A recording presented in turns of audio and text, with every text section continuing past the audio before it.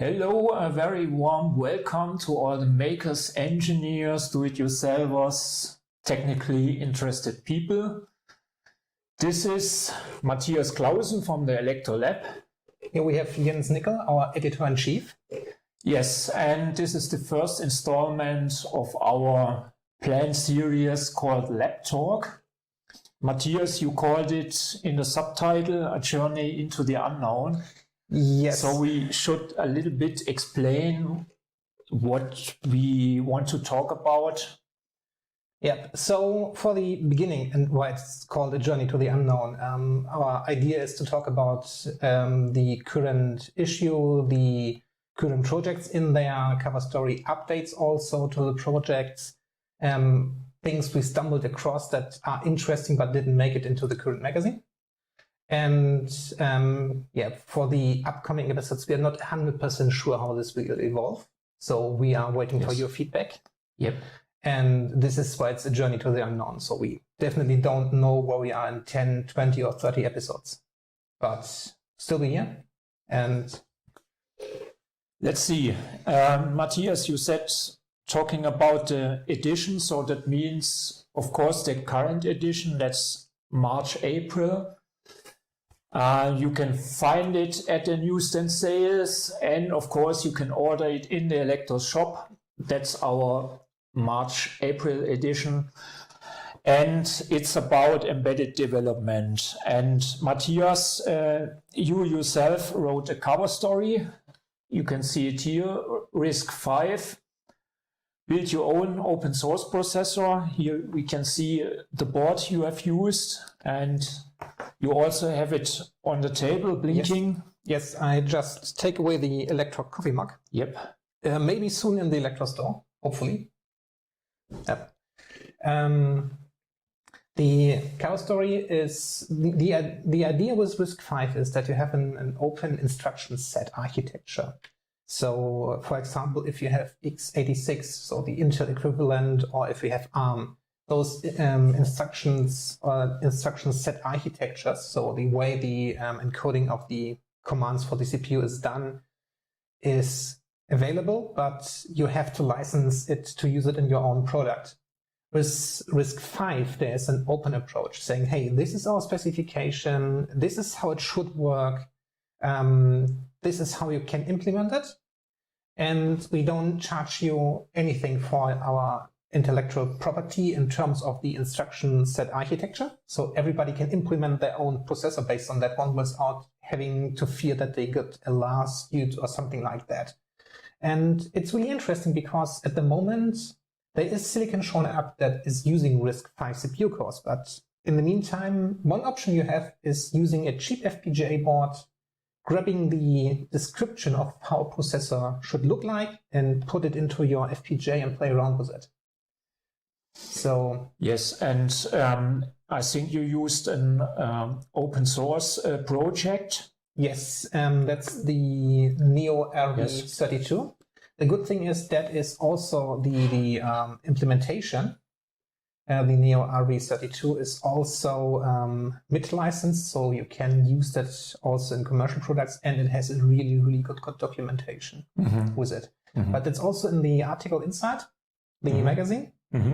The FPGA board we used for this one is the 1-bit square icebreaker. Yes. That's using lattice FPGA. The reason for that is that a long time ago, a group of engineers or hackers, how you would like to call it, did reverse engineer the way how you can or could program the ICE FPGA so that you don't have to use the vendor toolchain. So in the article, we also showed how to use an open source toolchain, no vendor lock-in, no licenses required, to get an open source toolchain for this open source CPU so that you can play around with. And one interesting thing for that is it's the open source toolchain is officially not supported by Lattice. So they know it's there. And the reason why this particular chip is used in many, many projects currently is because you have this open toolchain and it's affordable, sort of, if you could get it. So yeah, that's why that's on there and why it's fun to play around with, because the balance of RAM, logic cells, and the way you can work with that makes it a beginner-friendly one, sort of. But coming back to the RISC-V CPU itself, it means for the implementation, you can tweak around what you like to have in peripherals. You can add your own to the CPU. You can also fiddle around the way the CPU is built feature-wise, so what you like to squeeze inside the FPGA in terms of performance or in size or in memory available. So you're really free. And as I said, the documentation for the project that's on GitHub, it's a really good one. So okay. And you are quite independent qua processor, your FPGA you are using? Yes, it doesn't matter if you're going for an Xilinx, if you're going for an, what are they? They are now AMD, or if you go for an Altera, which is now Intel, or if you go for a Lattice, or if you go for an GoWin Semi or whatsoever. As long as there is a tool chain for that that can build a bitstream, use that. It's written in VHDL. It has no processor-specific parts in it, so it's completely independent of what vendor you're using. But you can have specialties included if you like to. Okay. And in the article, you are describing how to set up the tool chain and the processor core for the icebreaker and also for the Arduino. Yes. So everything that's based on this particular Lattice chip, and I think at least there are 10, 12 boards around this chip flying around now somewhere outside. As said, it's really popular, or has become really popular on those things at the time where you could buy them. And so quite nice project. And I think it's really interesting. If you don't want to start from scratch and getting your own logic built together, you have a nice starting point for this one. So how much is the board? Approximately 65 euros, approximately. But at the moment, it's hard to get it. Yes, as said, the chip itself, it's not the most expensive part on that one, but it's one of those things you currently can't get, sadly. So, are there alternatives on the market? Yes. Good. So if you're speaking of alternatives to this one, I have here something I found on a warehouse starting with A, and not the one from the US, but from the other side.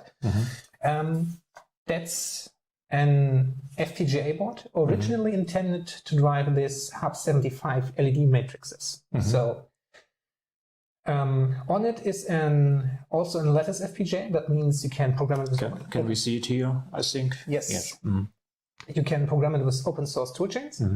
The layout of the board and all the traces are currently known, so someone has reverse engineered that stuff.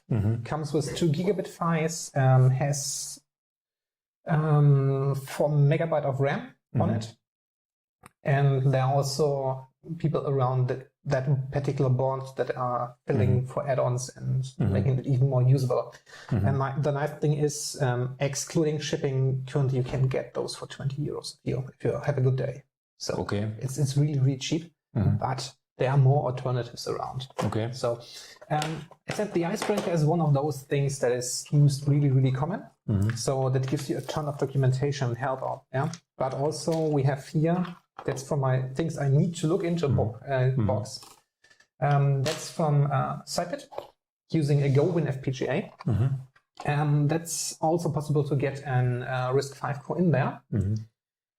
Has, besides the FPGA logic, also a hardcore Cortex M3, so an in silicon hardwired part that you can use running up to 80 megahertz. Comes with 8 megabyte external SPI RAM. Has also flash on board. So, and I can see a small camera here. Yep, there is also, I mean, it's an FPGA, so a camera interface is just a matter of how you are able to connect that. And also you can see the HDMI connector on the back, or DVI, depending on. And so we can actually output graphics through that one. And there are demo applications for it. And with the Neo RV32, if you look into that, the next step would be going the LightX way. Okay. And that's maybe That's something interesting and new. That's maybe something for an upcoming magazine. I've seen that the FPGA topic is quite popular among our readers, or we've seen from the last webinar. And LiteX is a kind of building block system for system on chips targeting FPGAs. So it's a quite nice project. You can use all these free boards for it. And you just say, I want that specific CPU, I want that specific peripherals around it. There are also sample boards. And then you get with a few commands a fully blown system on a chip ready to flash into your FPGA. And then you can start developing it and adding your own hardware to it. But and it abstracts from the lower layers. Yes, you don't have to deal with all the fiddling with lookup tables and the Verilog or VHDL or whatsoever. So it's a nice way to have a look into that topic and that matter. So it gives a really, really fast entry to that. But that's a really, really deep rabbit hole if you go into it. Okay, that's not the only article, of course, in the current edition. We have a lot more projects and background articles and so on. But Matthias, maybe we take a short look on the next edition. We are currently working on it. We are finishing it at the moment. And here you can also already see the cover. And the cover project is also from you. Déjà vu. Or a bug in the matrix. I don't know, but yes, but it's this time really for beginners. So I can see ESP32, but it's a quite special ESP32. Yep. I mean, these are the boards used, and this is also the board used on the cover. I can put that into the side. And that's an ESP32C3. Yes. So that's the current generation or the current iteration of the ESP. And that's meant to replace our trusty ESP8266. So those board, and as you can see, it looks very similar. Yeah, it has those two boards have a compatible pin layout. But with the ESP32C3, you get a lot more horsepower than the 8266. And you get the nice peripherals from the ESP32. So the I/O matrix, you can almost put any peripheral to any pin. So it makes layouting those things really, really easy. You have multiple UARTs, I2C interfaces, SPI interfaces. You have up to 400 kilobytes of RAM. So that's a lot more than the 8266 offers. And you have the same operating system underneath as running on the ESP32. So porting your applications from an ESP32 to those ESP32C3 is really, really simple. And the good thing is you can get those modules or those chips underneath for approximately €1.60 and €1.80 at European distributors. And if you want to spend some more bucks, you can have the whole board. There's nothing to solder. We also have it in the shop. Approximately €8.50 plus minus a little bit. So I don't have the current prices in mind. Yes, and this board is available. So that's a good thing. You can get it directly. Fun to play with. Really, really good upgrade to the 8266. And also what you can see for the 8266, the SDK is in just only maintenance mode. So they will fix only critical bugs, but won't do any vast improvements to the code itself. So that's like going to be legacy. So the 8266 is going to be legacy. Okay. And you can see that from the code branches and all the commits they done. So the ESP32C3 is meant to be the successor. So that's a little bit in contradiction what they said at the beginning. So at the beginning they said the ESP32 is not the successor for the ESP. The naming scheme. I think it's hard to imagine something that's named worse. So the ESP32 And the ESP32C3 are kind of the same family members. But they are completely different. Yep. The 8266 is something like the first one that was out there, and then you have a kind of tree that splits into multiple products. And I see. with the naming ESP32C3, I think they don't have done a favor on that one, because the ESP32 is meant to stay. That's the high performance 2-core one. And the ESP32C3 is meant to replace the 8266, giving the giving a RISC-V core, giving you Wi-Fi, giving you Bluetooth, the I/O matrix at a low price point. So yeah, and as said, the naming scheme with the ESP32 and all the dash S1, S2, C3, C6, that's a different story. But yeah, so.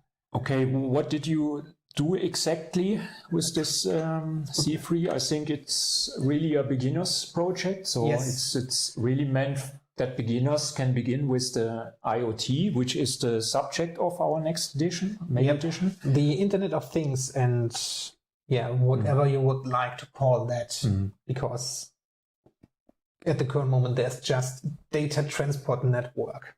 And the IoT means just, Internet of Things just means low-powered, low-resource devices connected to it, exchanging informations. Yes. And for those devices, you have multiple ways to talk to them, especially if you're not in the same network, but if you're using the Internet as an exchange. And for those devices, mostly used is MQTT. That's more or less de facto standard. And also... with that, the way the data is exchanged, the format, they have a lot of them. And one use is JSON, that's also explained in the article. And with that, what we have done is building a switch for a relay with state feedback. So you have one ESP on one side, you have the other ESP on the second side, you have here your whatever. Yeah. So two of these boards are talking with each other, and in the middle you have a broker. Yep. So you have somewhere a broker in the cloud, or locally or so both devices just need to be able to talk to that broker. They are not talking directly to each other. That's nice. A nice thing with MQTT.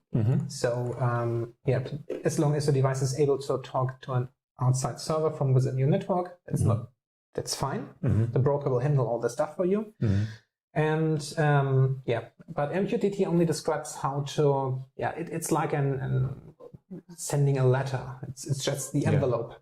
So it describes just the size and where to put the stamp on it, and that's what MQTT is doing.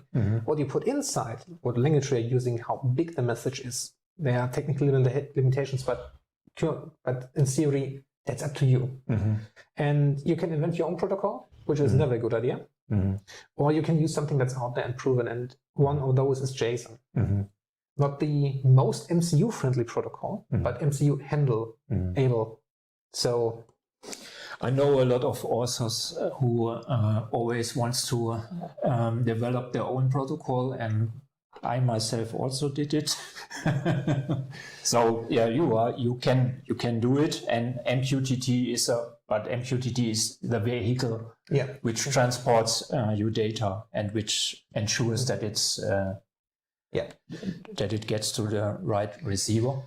But going into detail for that one would be too much for this little conversation about that. I mean, if our viewers have questions, please. But to going into detail, that might be something for our upcoming webinar, for example. Or for the next lab talk, which will be end of April. Very interesting. And end of April, we may also talk about some difficulties with the ESP32C3, because it's still a new chip and there are some thingies still. I've done a review for the original Espressif modules at the time where the SDK was in beta or alpha, some sort of that. And it's worth to mention that not all bugs have ironed out at the moment. at that point there are issues, and especially with some of those schematics and boards out there might be quite a few things you have to keep in mind, and there are some tricks to get around that. Okay, so we can talk about this in the next installment of this log talk. This gives us the space and the time to talk about a third edition from Elektor, which is upcoming. We don't know if you all know already, but there will be new kind of semiconductor kind that will be an addition you will get as a member additionally on your table, full of small circuits, small projects. We selected a lot of projects coming from external authors, of course, but also our lab guys did some, and also, of course, Matthias. And you have it here. Yes, already. Yep, I have one small project. I have one fully built up and working. Yep. So we can switch over. Put that on the side, sort of. So what this is a small DC-DC boost converter. And now you can say, hey, there are integrated chips that will do the job a lot better than this one. Yes. And it's not meant to compete with those. It's a learning circuitry. And also for me, it's part of another circuitry. So as I need to build a prototype for that part, it was quite easy to get it into a shape where you can build it. I know it's SMD and it's not everybody's favorite, but it's doable. So I built it my own. So yeah. And it's meant to get from 3 volt input to 5 volt output. And interestingly, what you can see at the end, there's an LDO. So we have a lot of test points around there. You can probe and you can see how the voltage of the direct conversion is, how noisy that is, and what also an LDO could do in your design. It's not the highest performance, it's more for learning, so there are a lot of test points in it. You can see what it's doing, so for playing around with it, and get some inspiration how to get that in your own circuitry. Yeah, and that's exactly what we are aiming for at Elector, that you can learn from practice. And interesting is also the backside. Yeah, there you have the circuit again. You have, I think, my main problem is that most of the time, if I build something using the schematics or don't find it, so I just put it on the back. There was space, and as a little fun thing, a friend of mine said, "Hey, it would be nice if you could also get the schematic there, and the test points on the backside are also fully functioning. So you can also probe in the schematics on the backside, and you will get the same results as on the front." Okay, and there's also a smaller project from you in that edition? Yes, I received today the PCB for that. So thanks to Isla for it. That it's a classic one. That's an rolling dice, just using an NE555 and an CD4017 decade counter. So no MCU needed for those. Quite simple to build here in a miniaturized SMD version. Those project, that's also nice, done with Kaikel. I switched from version 5, for which we had this little nice book. Kaikel like a pro, a really good starting point, to version 6. And version 6 has some really nice evolution steps inside. So UI has become more user-friendly. New features are in there. They are constantly improving that also. And as there are changes to the UI and plugin system, I think I've done a video for the plugin system also. And the author of this book, Dr. Peter Delmaris, he also wrote a small article about Kaikel 6, which is also in the summer edition. And there is a book coming up. So there is Kaikel 6. From this guy. So it's the updated version for the 6. And it's soon in the store. Didn't have it in my hands myself, but I like to. Still curious what I may missed out in the new features of that software. So quite nice. And Yeah, will be soon in the store. I think end of next month should be there. I heard something about 40 euros max for the book, approximately. Okay. So not that expensive. Affordable. Yeah. And yeah, it's really, really nice. What's up next? Yeah, we can show you some announcements for the upcoming weeks, because our lab talk is not the only live stream on Elektor TV. No, you also have our colleague Stuart Cording talking about engineering.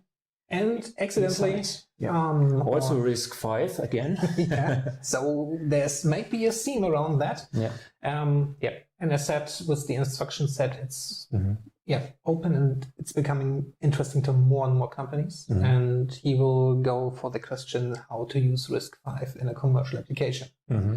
Because it's not just vendors from China that are adopting the RISC-V core in their products, but also Renesas did, for example, and that's really, really interesting. And you also can have a look on us both again in April,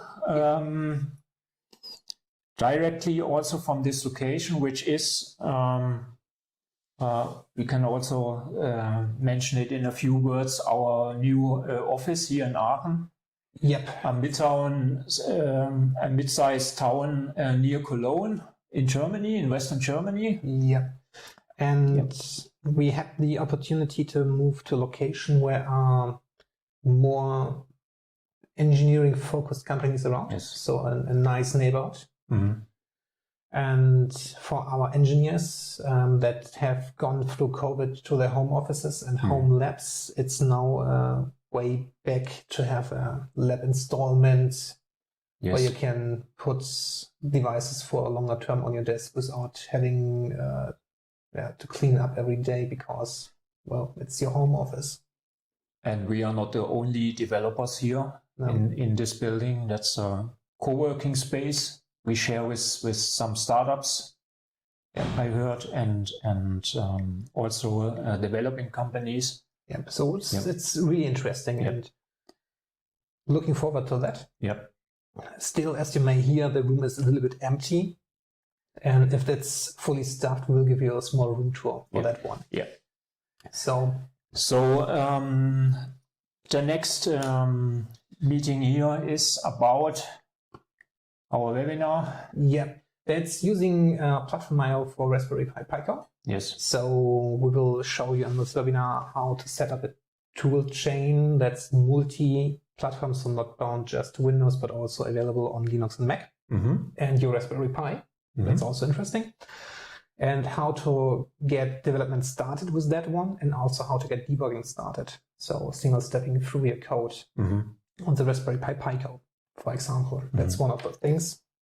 What's the business model behind Platform.io? There's a free version? Yes. I think there was a commercial version a long time ago. I'm not sure if it's still around. At some point, Western Digital did a kind of buyout, at least for the debugging part, so that you get that capabilities for free. And it's also nice if you do your project, because you can set certain dependencies within your project. You may know from your Arduino project, you get like, hey, you have to use that, and that library. You click on that, and then you realize, hey, they used version 2, and now we are at version 5, and suddenly your code is broken. And that you can set exactly that version that you like to have, that you need for that project, so that you get at least a recreatable project in the long term. And so that will be the webinar. We will talk a lot about Platform.io, and you will also prepare a small demo project. Yes. Some Hello World, but I think with some blinking LEDs or something like that, so we can see something on the table. And last not least, I want to invite you for our next show. Of course, we already mentioned it, end of April. We will talk completely about the upcoming May edition and the cover projects. I can also tell you a little bit more about the summer edition, and we will take a quick look on the upcoming shows. For example, the Embedded World in Germany. We are looking forward to seeing other people in real and there again after 2 years, of course. And also may have the ability to get hands on real silicon, because that was also not that easy in the last 2 years. Yes. And maybe we'll get some insights on how that's going with the companies and what's their plan for the next years. So we will come again with suitcases full of small boards and back from the fair. Maybe. Yeah. But the good thing is, I mean, what should we do with 1 million of eval boards? We will have a look at those, and then in the end, usually they get stuffed away. So might be an idea to give them to viewers that like to play also around with them. Why not? So might be an option. So that's up to you guys. If you would like that, tell us. Do we have something in the chat? Are there any questions? I think the summer circuit edition, we mentioned that. That was in the chat. Nope, currently quite a little bit quiet at this point, but no problem. Yep. So if you have questions, just ask. That's why we're here. I mentioned for the Krengel magazine the article, and that has been written before Christmas. So it's a little bit longer in the system. And as this is an open source project and it's evolving, some parts have changed. Question. Episode 2 will be at the 28th of April. So also Thursday, same time, same weekday. Current team,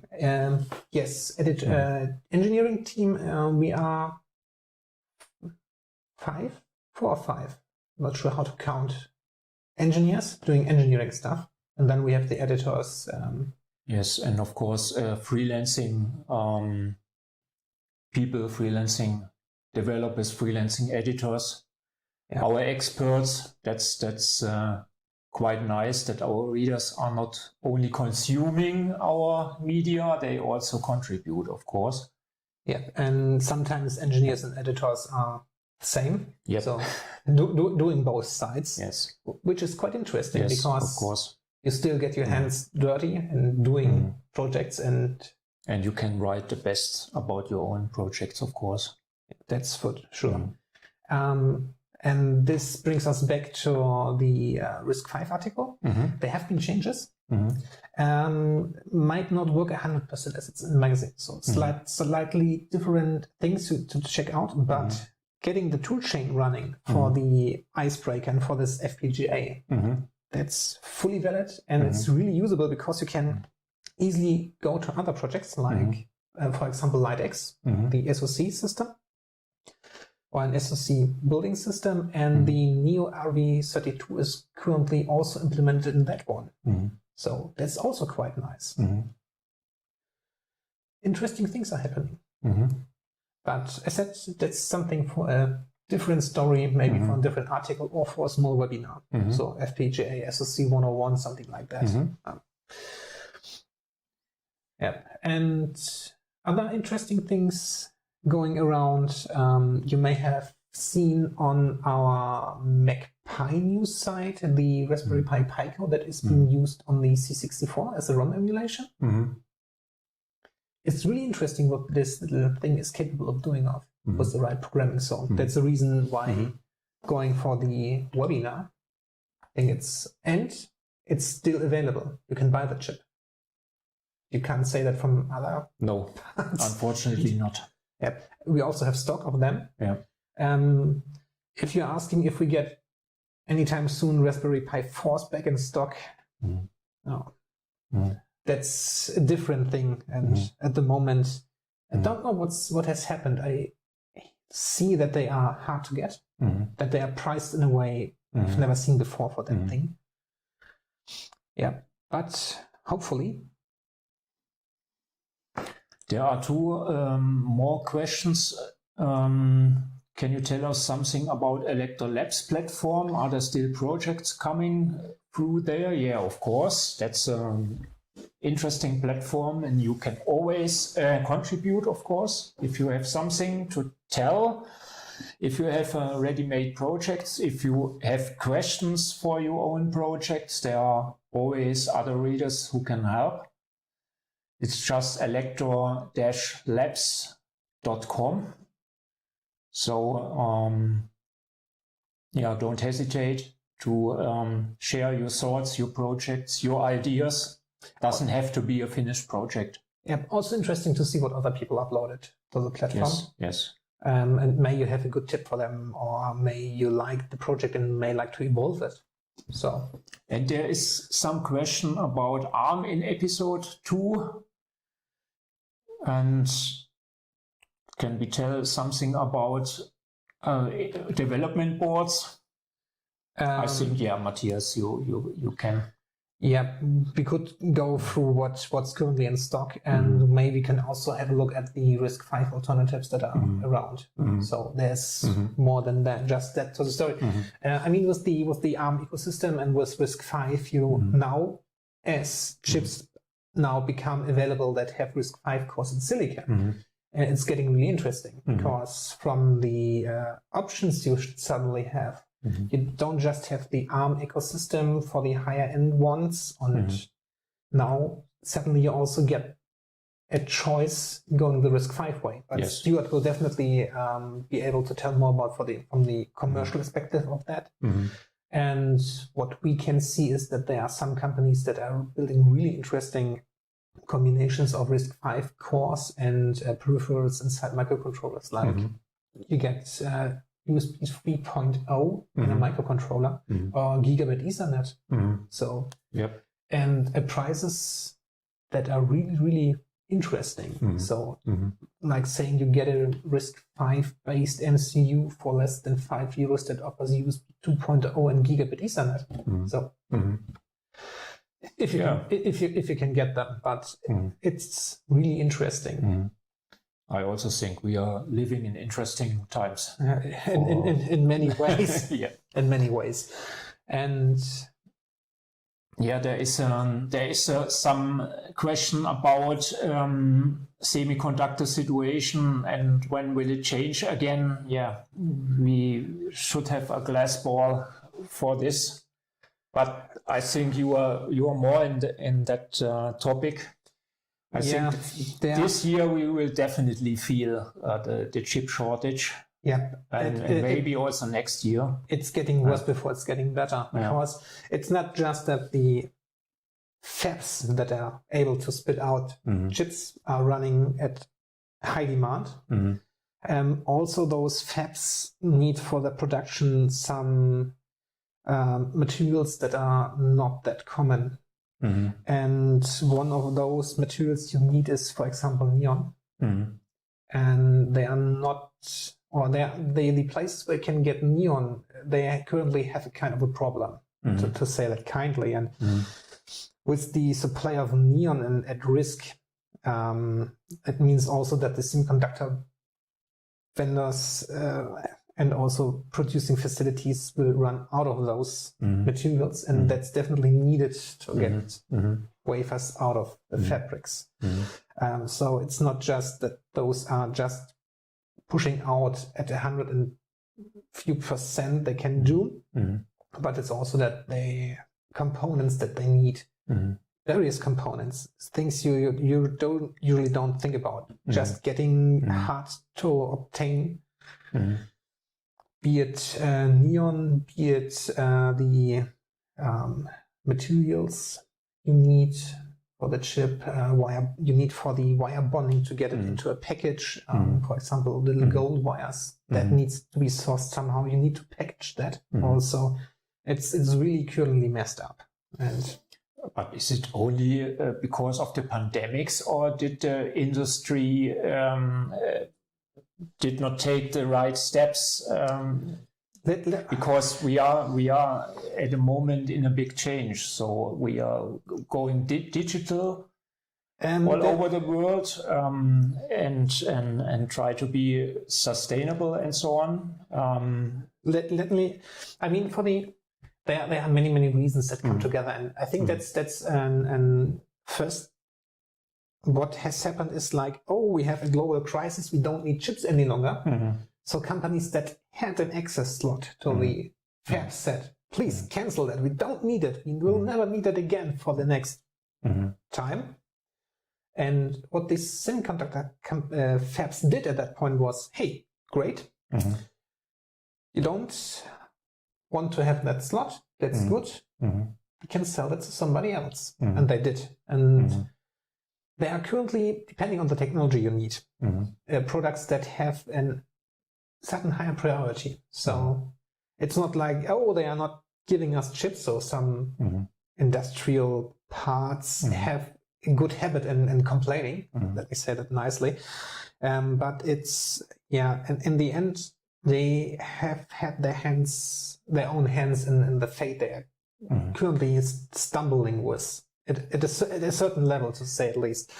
But didn't they underestimate the demand in some way? Because now, of course, everybody says, okay, we have the pandemic, so everybody is working at home. We need some more laptops. But is this number that really great to explain this shortage now?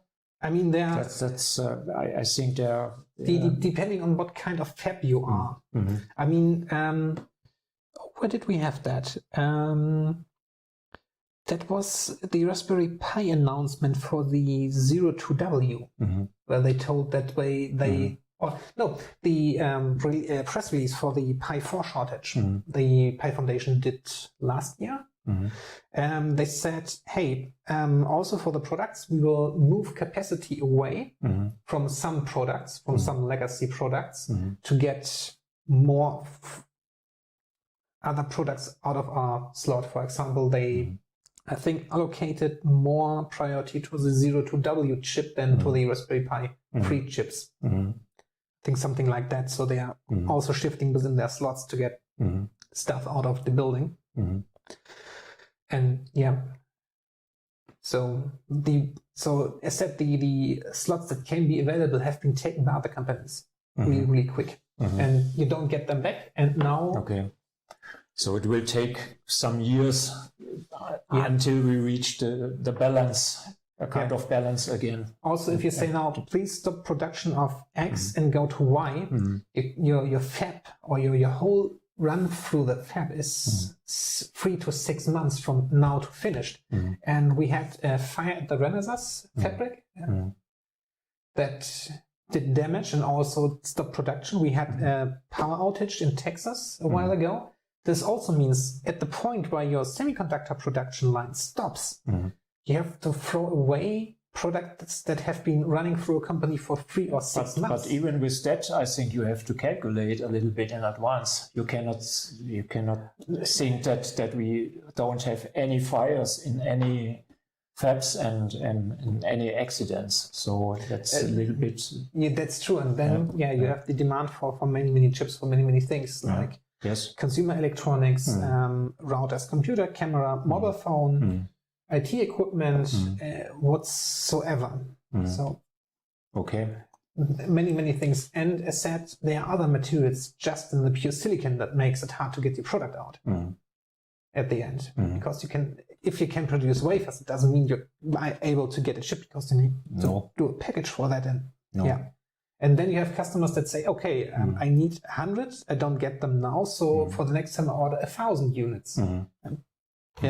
It's the same like with the current sunflower oil. Yes.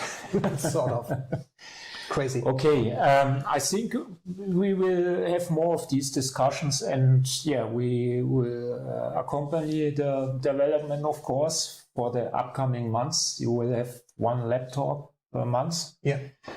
So I also think it will get interesting what we hear on the embedded show and also the second half year and next year, of course. So there is one question for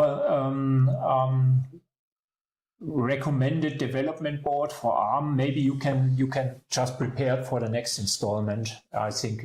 Yeah, and at that point, it really depends what you like to do. If you say ARM is an ecosystem that is going from really, really small scale to really, really big. I mean, we are talking from microcontrollers to enterprise server hardware in CPU terms. That's the maybe let's say for the Cortex M0 or M3 or something. If you want to there very cheap boards? I think the Raspberry Pico, for example, that's an ARM Cortex M0 Plus dual core powered one. It's really affordable. The documentation I would consider Krengel the best you can get for an MCU.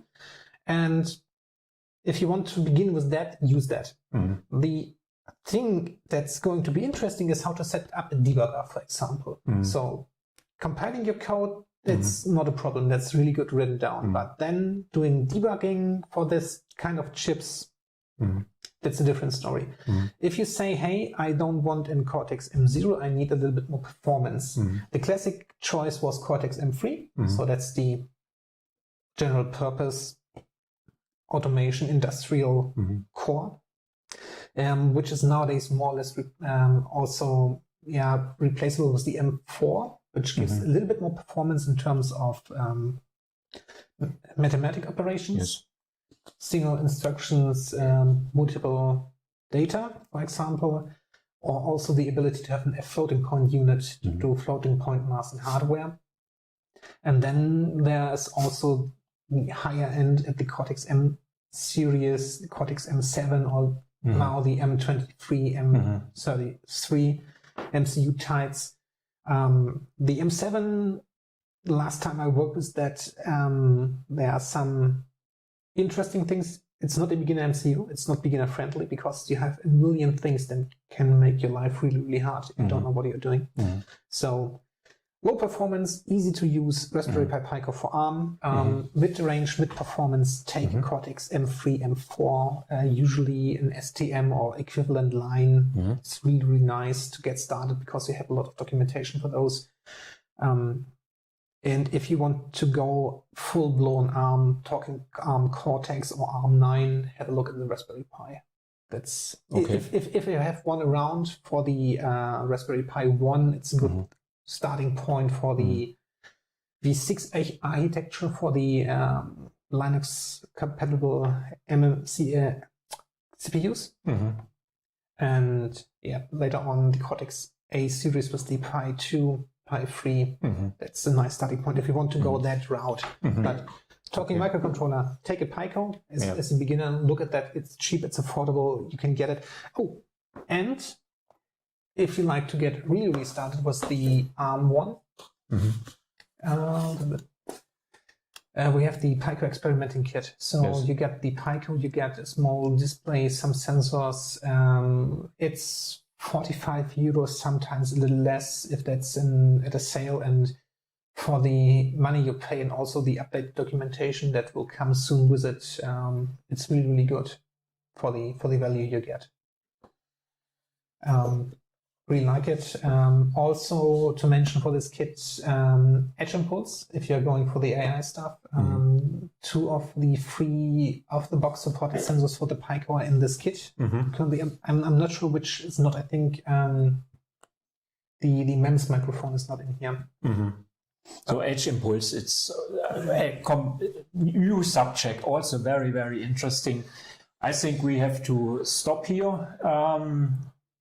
We will talk about ARM and we will talk about the Pico and also about artificial intelligence Edge Impulse. That's also on my list.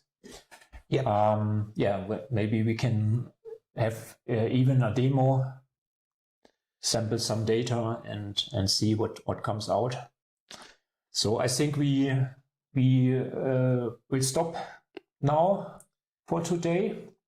And we hope that we will see you again on April the 28th.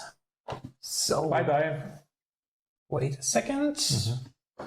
Oh yeah, there's a sheet. Yep. So stay healthy and don't forget to remember the date for the next show. And with this, we will see you. Yep. Bye.